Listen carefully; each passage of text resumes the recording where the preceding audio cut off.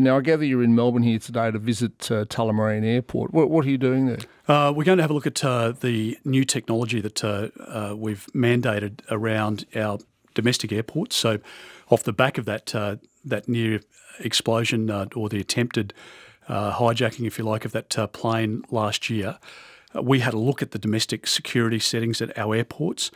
We believe that in many cases they were underdone. So in the budget, we've provided just under $300 million for particularly regional airports to beef up their security settings.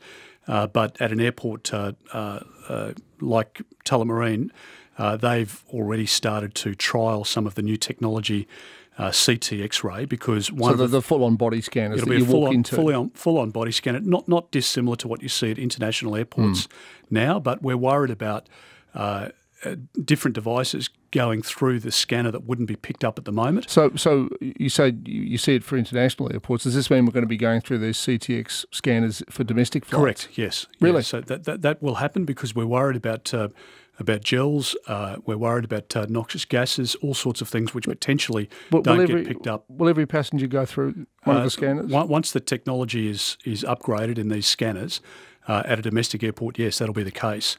So what we've got to try and do is use that technology at the airport. So the technology that we're using at the moment is okay to a certain point, but there is new technology, the CT X-ray, that will allow people to go through the scanning process easily, but it will have a greater capacity to pick up devices and detect things that might be used to harm people on flights. I don't know if it's exactly the same technology, but about a year and a half ago, we had a family holiday and we visited the United States.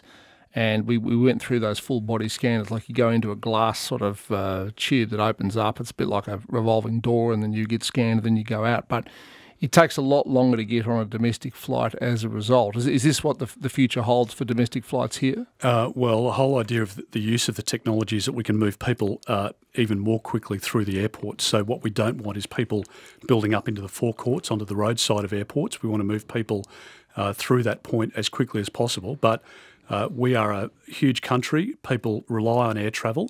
Had that A380 been blown out of the sky, not only would hundreds of people have been killed, but there would have been a massive impact on our tourism economy, on people's desire to travel domestically. So we need to make sure that we're using the best technology. And the technology to which you refer, I think there's another generation beyond that now. So it will be able to pick up both in terms of cabin luggage or carry-on, different items that wouldn't be picked up now through the scanning process.